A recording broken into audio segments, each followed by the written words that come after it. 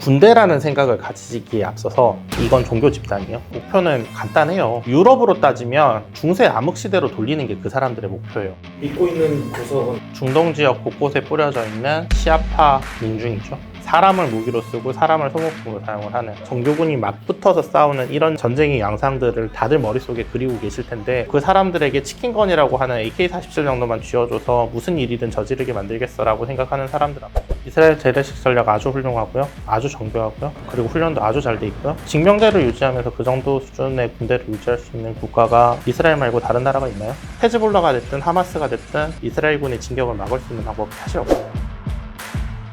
안녕하십니까. 21세기 군사연구소 정보분석관 전문연구위원으로 일하고 있는 유성엽입니다.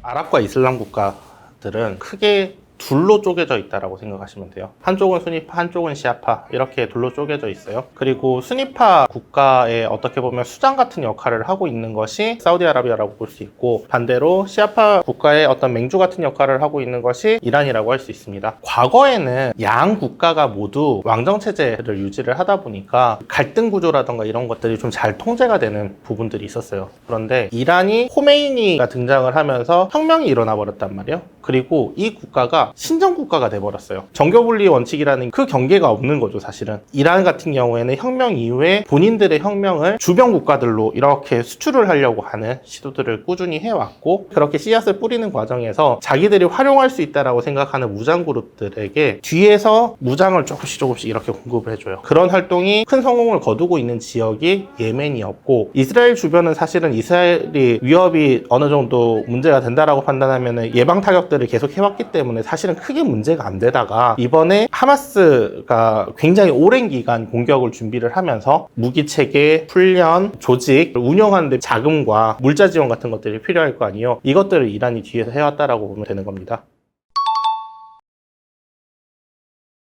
전력 측면에서 보면은 한 가지 좀 독특한 점은, 이란의 정규군이라고 할 수 있는 공화국군이 따로 있고, 이란 혁명 이후에 혁명 세력들의 거의 친위대 역할을 하고 있는 혁명 수비대가 따로 있어요. 현재 기준으로 보면은 이란군의 그 정규군 전력은 67만 정도 될 것이고, 혁명 수비대 쪽 전력은 25만 정도 되는 걸로 그렇게 알려져 있어요. 좀 독특한 국가인 것이, 이란 혁명 이전에 팔레비 왕정 시절에 친미 국가였어요. 미국의 군사 교리, 무기 체계 이런 것들을 많이 수입했거든요. 대표적인 사례가 미 해군의 F-14 전투기가 해외 수출된 사례가 딱 한 건 있는데, 그 한 건이 이란이에요. 그렇게 이제 팔레비 왕정 시절에 이란군의 그 정규군 전력은 거의 대부분 미국 무기 체계를 중심으로 구성이 됐다라고 보면 되고, 혁명이 있고 난 이후에는 이 무기 체계들에 대한 모든 지원이 사실 끊기다시피 했잖아요. 그러다 보니까 러시아나 이런 쪽에서도 무기가 들어오고, 북한에서도 무기가 들어오고, 자체적으로 가지고 있는 무기 체계들을 개량하고 좀 발전을 시켜나가요. 그리고 이란하고 북한하고 관계가 좀 끈끈하게 이렇게 진행이 되면서 양쪽 국가에서 사실 굉장히 좀 비슷비슷한 양상들이 많이 보이고 있는 이런 상황이라고 보시면 됩니다.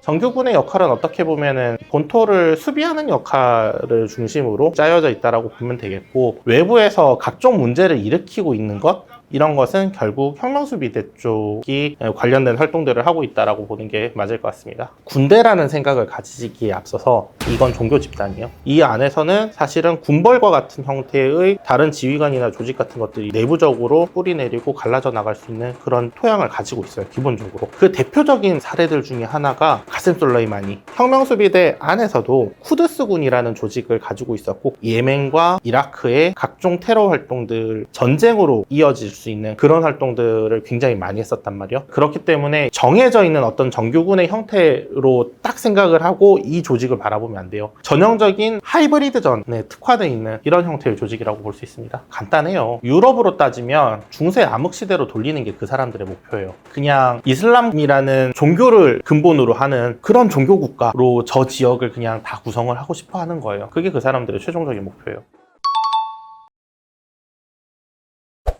이란군이 가장 믿고 있는 구석은 전력 측면.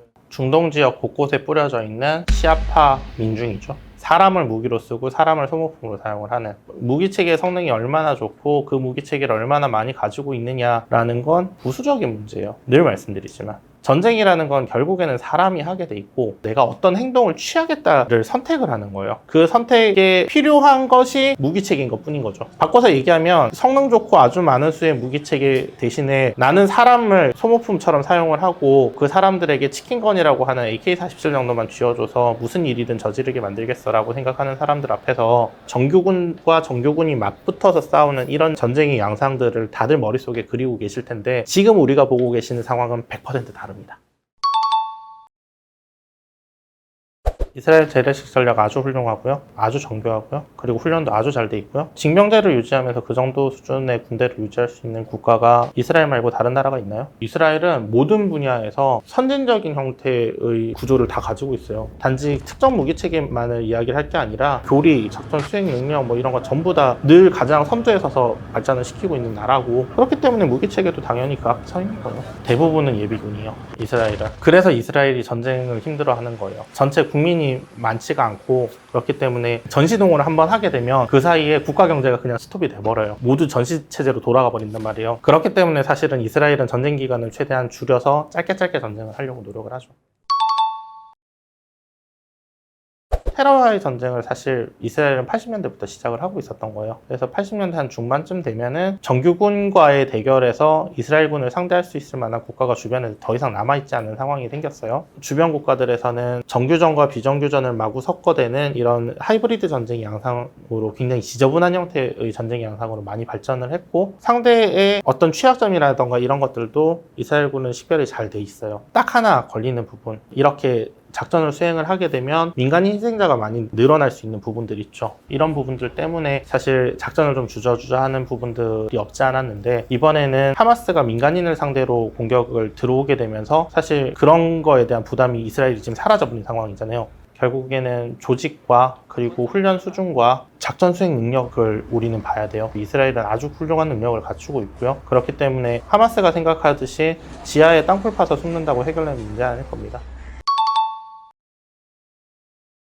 우크라이나하고 러시아 전쟁 과정에서 서로 항공기를 사용을 못하는 이런 환경은 지대공 미사일 체계가 양쪽이 다 건재하기 때문에 가능한 거예요. 근데 이스라엘 공군 같은 경우에는 주변에 이런 형태의 위협이 등장할 때마다 항공기를 투입해서 이 위협들을 바로바로 제거를 해왔습니다. 막강한 공군력을 가지고 있고 정밀 유도 무기를 굉장히 완벽하게 운영할 수 있을 만한 역량을 갖추고 있어요. 그렇기 때문에 이스라엘은 이스라엘 주변에서의 항공작전에 전혀 부담이 없는 상황이라고 볼 수 있고 그게 지상작전하고 서로 연계가 되는 거예요. 앞뒤가. 얘들이 어디 있는지만 위치만 지상군은 파악을 해주고 여기 있으니까 그냥 떨어뜨려서 때려 라고 하면서 그렇게 쭉쭉 밀면서 들어갈 거예요. 지금 상황에서 병력 규모가 얼마가 되든 헤즈볼라가 됐든 하마스가 됐든 이스라엘군의 진격을 막을 수 있는 방법이 사실 없어요. 되게 간단한 게 내가 들어가서 수색하려고 하는 길과 공간이 있잖아요. 거기를 1톤짜리 폭탄으로 계속 때리면서 들어간다라고 생각해 보세요. 그걸 어떻게 버텨요? 공군 전력은 혁명수비대 전력 쪽보다는 공학군 쪽의 전력이 대부분이라고 보시면 될 것 같아요. 미국에서 과거에 도입했던 항공기들 F-14부터 시작해서 F-5 같은 이런 항공기들을 여건과 상황에 맞게 조금씩 성능 개량을 해서 아직까지 그냥 쓰고 있는 상황이다라고 보시면 되고 사실 전쟁이 나면 의미가 없어질 것이 주변의 상대들은 결국에는 미국제 항공기나 이런 것들로 무장을 하고 있는 국가들일 테고 붙으면 100% 질 테니까 이건 사실 비교의 의미가 사실 크게 없어요. 혁명수비대 내에서도 해군과 공군력을 유지는 하고 있어요. 하지만 보면 하이브리드전이나 비정규전 양상이 좀 특화가 돼 있는 경향들이 많다 보니까 사실 공군력으로 크게 의미는 없습니다.